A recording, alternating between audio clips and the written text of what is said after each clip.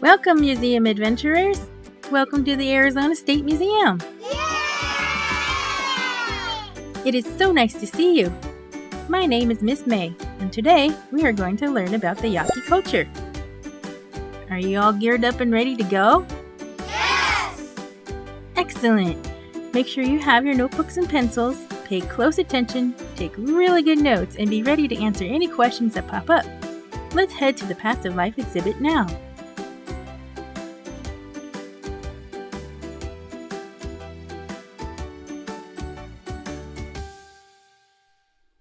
Here we are in the Yaqui section. We will learn about their traditional homelands, some cultural stories, historical events, and observe Ahiyak Paco, or Yaqui ceremony that is performed on special occasions. Let me introduce you to the Yaqui. In their language, the Yaqui call themselves Yoemim, which means people. The Yaqui traditional homelands are in Mexico, and you can see it on the map here in the peach-colored area. The Yaqui word for the traditional homeland is Hiyakim.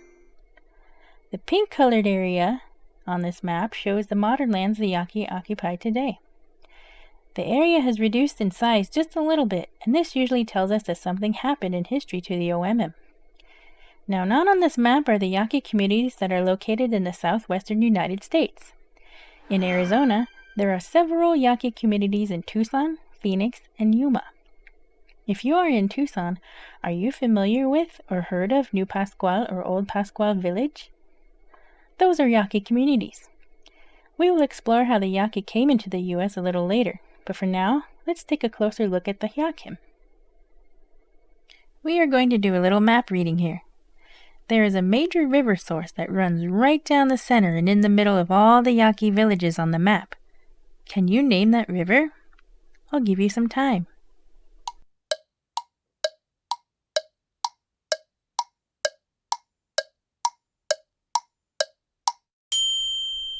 It's the Rio Yaqui.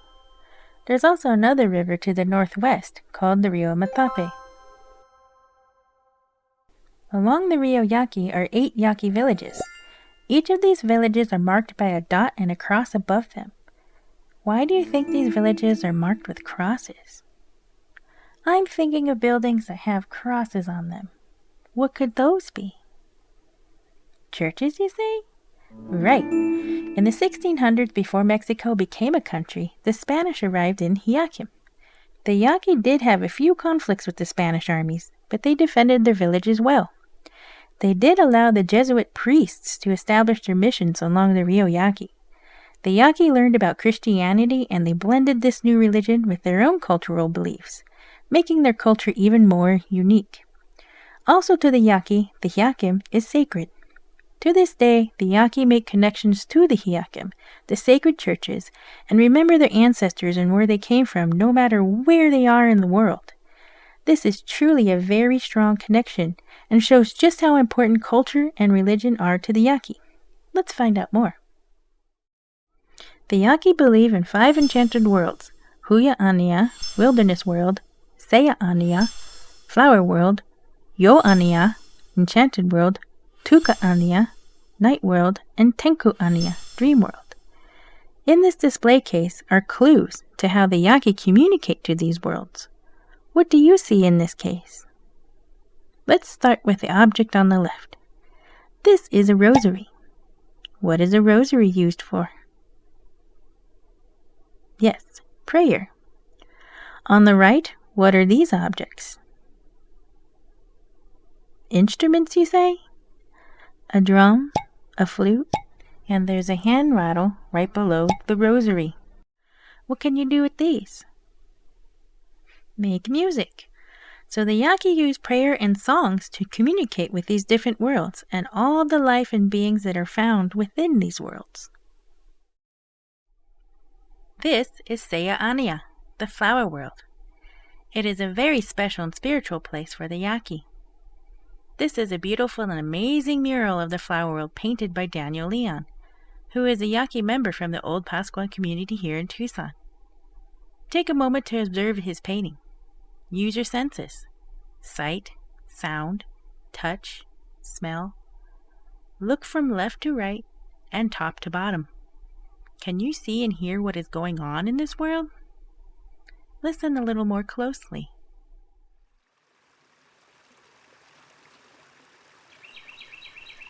What do you hear? What do you see? What's the weather like? Warm and sunny, perhaps? How does the water feel? What do you smell? I see a lot of flowers. They must smell really good. By the way, the Yaqui word for flower is sewa. And how does this painting make you feel? Peaceful? Relaxed? Safe? Do you see someone in this painting? Who is he? What do you think he is doing? How are all the animals reacting to him? This is younger brother deer, or Pacola Masks. He lives here. When he travels to visit the Yaqui, he brings the blessings of the flower world. He visits during Ahiyak Paco, or ceremonies that are performed on special occasions. During the Ahiyak Paco, the deer singers sing deer songs that are about the flower world. The songs talk about the importance of flowers and how it symbolizes grace from heaven, all things good in life. They also sing about deer, who are also part of this world, and are very special to the Yaqui. When the deer singers sing, and the music is playing, Pacola Masks dances like a deer. He is the spirit of the deer. Everything that he is wearing was once living, and the Yaqui believe the spirits of what was once living in these objects are with them when they are dancing. The deer head, the scarf tied on the antlers, his clothing, his belt around his waist, the instruments in his hand, the cocoon rattles around his ankles, all were once living. The Yaqui honor all the deer that they have hunted and thank them for helping them to feed the people so they do not go hungry.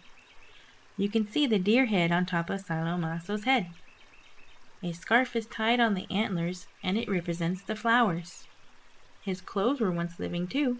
Cotton was once a living plant. Around his waist is a belt made with 100 or more deer hooves, deer that have helped to feed the people. In his hands, he plays gourd rattles. Gourds are like squashes and pumpkins. The handles of the gourd rattles are made of wood, which comes from trees. These were once living plants too.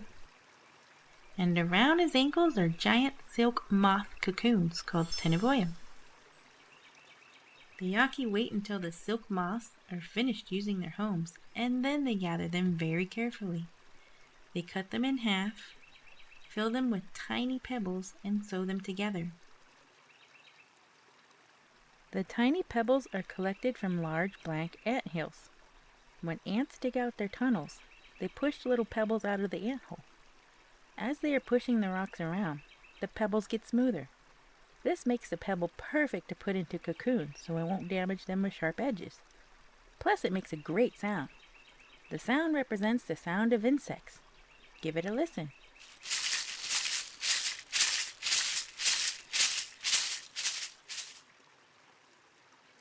Now there is one more object in this painting that you probably did not notice. Can you find a Yaqui Pascola mask?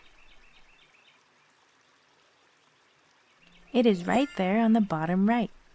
Depending on the dialect of the Yaqui language, these are called Pascola or Pacola masks. I will use the term Pascola. Pascola masks are worn by the old men of the fiestas. They are the dancers and the entertainers at a fiesta or Ahiyak Paco. Their masks are unique in design.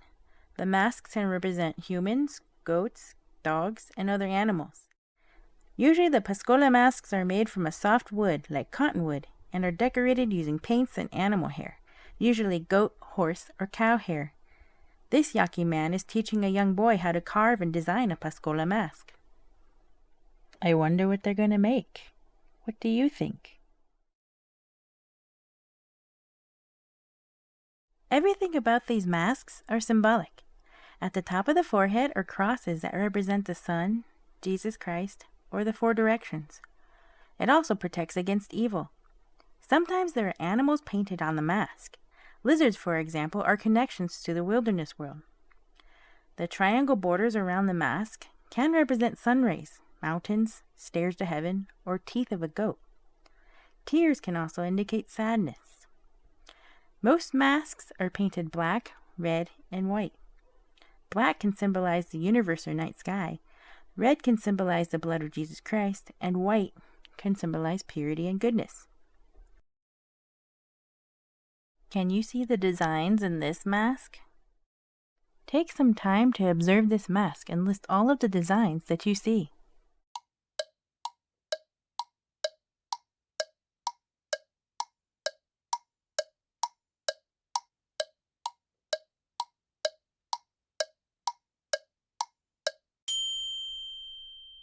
What did you find? I see all three colors, red, black, and white. I see the cross on top of the forehead. I see tears underneath the eyes. I see the triangle border along the outside. And I also see flowers. Is this what you saw? Awesome job! We will visit Little Brother Deer and the Pascola dancers a little later. For now, let's move on to a Yaqui story about a talking mesquite tree. There are several different versions of the talking tree story. The version I will tell you was shared with us by Yaqui member Felipe Molina. This is the story of the talking tree and the Surim, or the Yaqui ancestors. A long time ago, before the Spanish arrived, the Surim, or the Yaqui ancestors, came across an old mesquite tree that was trying to communicate or talk to the people. It was making some strange humming noises. No one understood these sounds, so they asked one of the old wise men to help figure out what the tree was trying to say. The old wise man had twin daughters, and he decided his daughters would go to the tree to help interpret. But before they went to the tree, he took his daughters to the ocean to practice talking to the fish.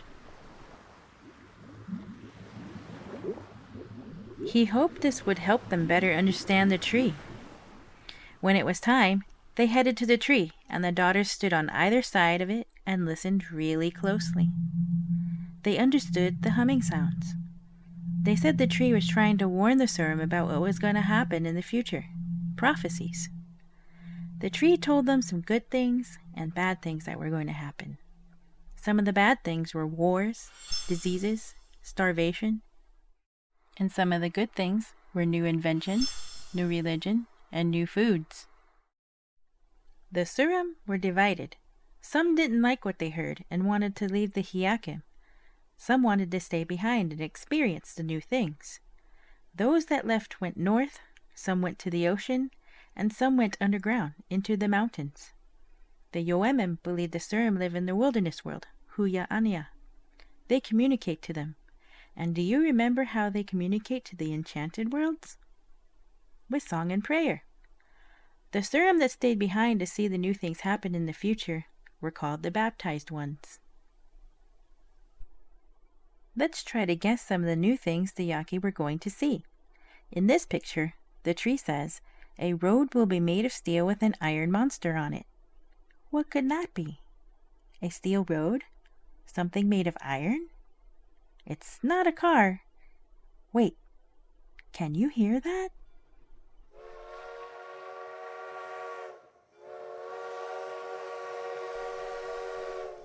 Of course, a train. Trains were not invented yet during the time the Surim were around, but pretty soon the Yaqui were going to see these trains. Here is another photo of a prophecy. It is some type of building with crosses on them. What are those buildings called? Churches or missions. And do you remember how many were established along the Rio Yaqui? Yes, 8 missions. Here is another map of the Yaqui homeland. What is the name for the Yaqui homeland again? Starts with an H. Ahiyak. The Ahiyak is so important and special to the Yoemim that 4 Yaqui prophets and a group of angels walked all along the 300-mile border of the Ahiyak and sang songs about how special the land was to them. This was called the Singing of the Boundaries. They believed the land was a gift from God. The singing of the boundaries happened about 600 years ago in the 1400s. In the 1500s, the Spanish arrived. The Yaqui successfully defended the Hiyakim from some of the Spanish who tried to settle in their sacred homeland. This was the start of the long Yaqui Wars that began with the Spanish in the 1530s and ended with the wars with the Mexicans in the 1920s. The Yaqui had to defend and protect their people and their homeland for 400 years. Before we get into Mexican history, let's talk about the Spanish Jesuit priests. If you recall, the tree foretold the Surim that the churches were coming, and the Yoemim would be known as the baptized ones. We already determined that the Jesuit priests established 8 missions along the Rio Yaqui. This happened in the year 1617. Take a look at the names of some of these missions on the map. Where is Potam? I'll give you some time to find it.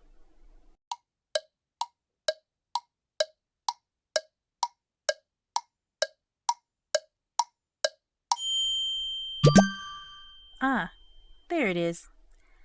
This is an old photo of the Potam. The Yaqui accepted the Christian faith, and they mixed their own cultural beliefs, making it very unique.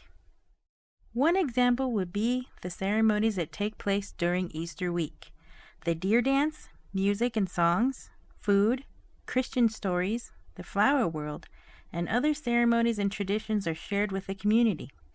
Everyone gets involved, and the Yaqui reflect on their ties to the ancient traditions as well as their ties to the Hiyakim.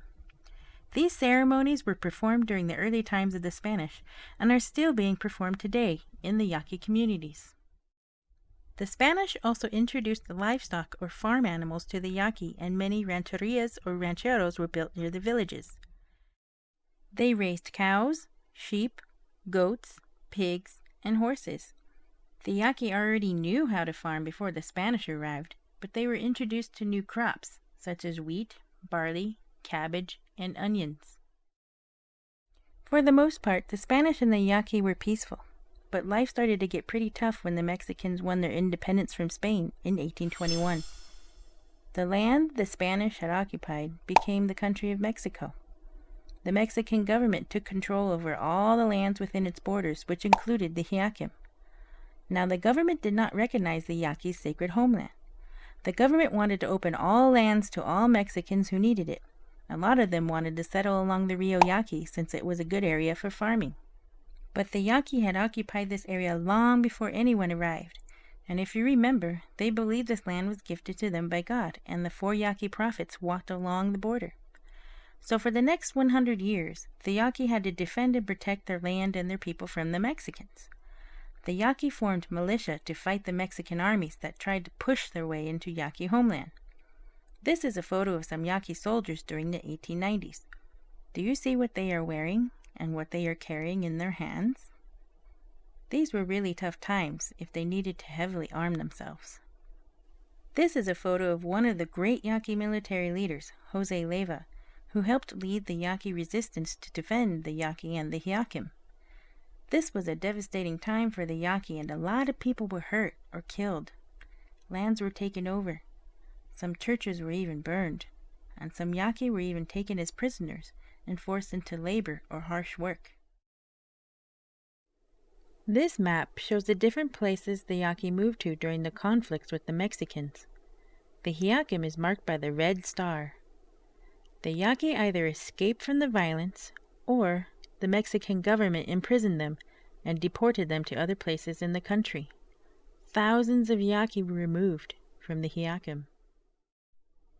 Those that were deported from the Hiyakim were forced onto boats and trains and sent to other parts of the country such as Nayarit and Oaxaca. Some were sent very far away to the Yucatan. The Yucatan has a very different climate and environment. The Yaqui were used to the Sonoran Desert environment, but the Yucatan is a jungle-like area. Many Yaqui became sick, and some even died from major illnesses and diseases. Those that escaped went to the north and headed towards Arizona and other parts of the United States.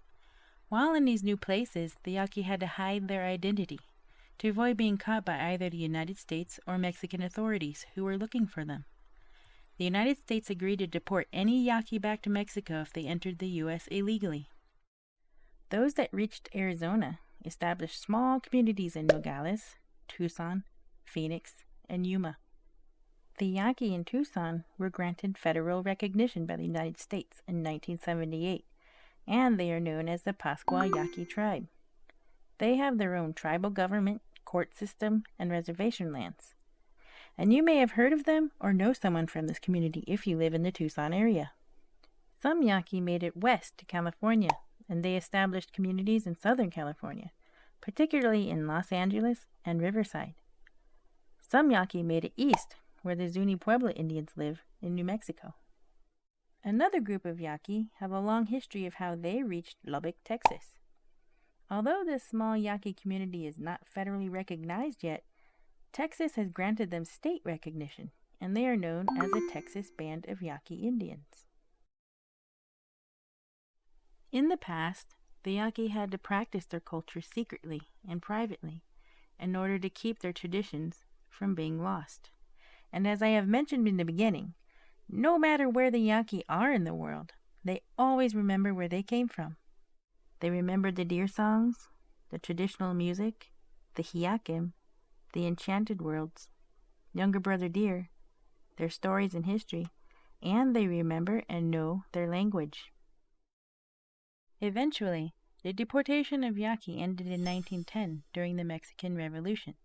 The Yaqui joined major battalions during the Revolution, and they even resettled in the Ahiyak, hoping to reclaim their ancestral homelands. The Yaqui faced their last battle with the Mexicans in 1927, and in 1939, the Mexican president made peace and recognized the Yaqui claims to the Ahiyak, and gave a third of the land back to the Yaqui. This is why we saw the difference between traditional and modern land size on the map. The Ahiyak was reserved for the exclusive use of all Yaqui farmers and ranchers. By the 1970s, the Yaqui had the best farmlands in Mexico, and the Yaqui and Mexican government worked together to protect the Ahiyak. However, today the Yaqui are now fighting with the government for their water rights. Some of their water is being diverted to the major city of Hermosillo, which is making it extremely difficult for the Yaqui farmers. Let's move on to Ahiyak Paco. Ahiyak Paco is a Yaqui ceremony performed on special occasions and celebrates the flower world. Can you see Se la Maaso? Together he is performing with the Pascola dancers, the Masobuicame or the deer singers, and other musicians. There are many people who participate in Ahiyak Paco, and it is held underneath a ramada. Each person plays an important role. The moro is the manager, or the person who arranges the Ahiyak Paco. He gathers the singers and dancers. He prepares the dance area, helps the Pascola dress, looks after their regalia, walks with them in processions, and takes care of all their needs. He also handles the tobacco offerings. The Masobuicame, deer singers, are seated on the ground, and they sing while playing rasping sticks called the hurukium. The sound of the hurukium represents the breathing of the deer. One of the deer singers plays a water drum, which is a half gourd placed in a tub of water. The drum makes a very deep sound and represents the heartbeat of the deer. The performers tell stories through song and dance, and they could be about deer hunting or celebrating the flower world and all living things in it. There are many deer songs that are performed, and each tells a different story. There are a few other musicians in the Ahiyak Paco. The tompeleo player plays a hand drum called a tambor and a flute called a cusia. He plays these instruments at the same time. The drum is made of hide and wood, and the flute is usually made from cane. Other musicians play the harp and the violin, and sometimes there's even a guitar. The harp player is called the apaleo, and the violinist is called the lavaleo. These musicians begin the Ahiyak Paco with their music. Do you remember when we talked about the Pascola Masks? Well, the Pascola dancers wear their masks in the front, side, or back of the head. The position of the mask depends on what instruments are playing. If the tambaleo player is playing, the Pascola dance with their masks over their face. If the harp and the violin are playing, they usually dance with their masks to the side or to the back of the head. This Pascola dancer has his mask on. Who is he dancing in front of? Right, the tambaleo player. The other dancer is waiting for his turn, with his mask to the back. Looking at their clothing, it is much similar to that of the deer dancer. Do you see something similar? Look towards their ankles. They are also wearing tenavoyum, which is cocoon leg rattles. And instead of deer hooves, their belts are made with brass bells that jingle when they move around. They also have instruments in their hands, a tin disc rattle. While Yaqui men perform traditional music and dances, other people from the community also participate in the Ahiyak Paco by listening, watching, or helping to feed the people with good yummy food. The Yaqui women work hard in preparing food, as well as decorate church altars, ramadas, and lead in the singing of prayers during fiestas and ceremonies. That's a lot of work, and the community sure does appreciate all who help out. The last thing we're going to do on this tour is watch a young boy being trained to become a deer dancer. They train at a very young age. While you're observing, look for the deer singers. Listen to the different sounds of the instruments and remember the breathing of the deer and the heartbeat. Look at what the boy is wearing and remember everything we talked about at the Flower World mural. Watch the boy dance just like a deer. Also, listen to Felipe Molina, who will tell you why these songs and dances are very important to the Yaqui and why it is important to continue this tradition. Then when you start dancing, take them like that. Stop, look around. The other way too. Then you start shaking.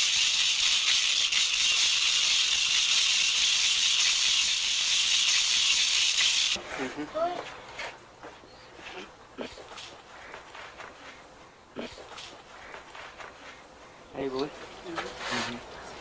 Our elders, the Sudem, the little people, they lived here on earth those many hundreds of years ago, and they left this tradition to us.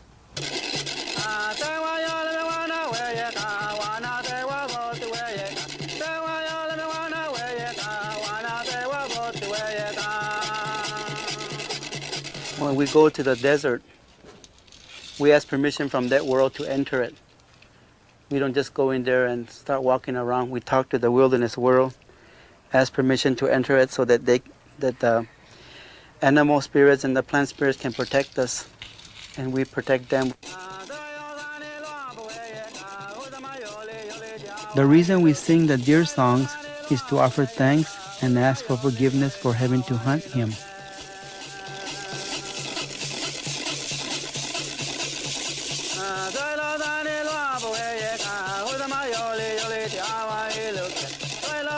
The deer makes the movements of the plants and animals that are sung to him.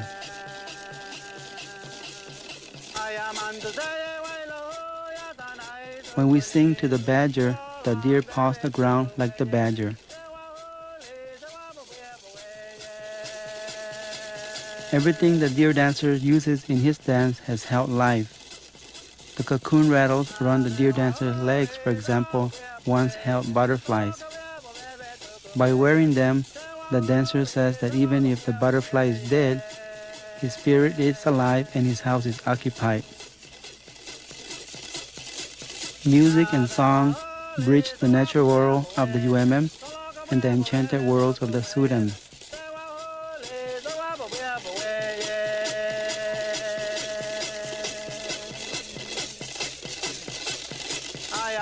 It is the universal tongue that unites people, animals,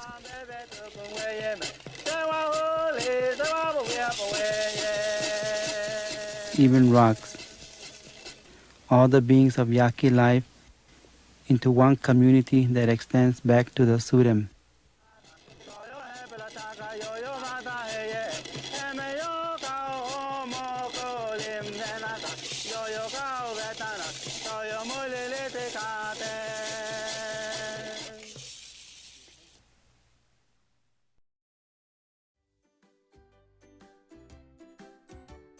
Wow! That was amazing! Thank you, Felipa Molina, for sharing your knowledge with us. The Yaqui are one of my favorite culture groups in the Southwest. I hope you enjoyed learning about them. Let's see what you have learned. Here are some questions. You can pause this video to read them over and answer each one of them. I'm sure you'll be able to answer them really easily. Thank you for coming today. I had so much fun. I hope to see you back here for another culture adventure. I'll be waiting. Goodbye.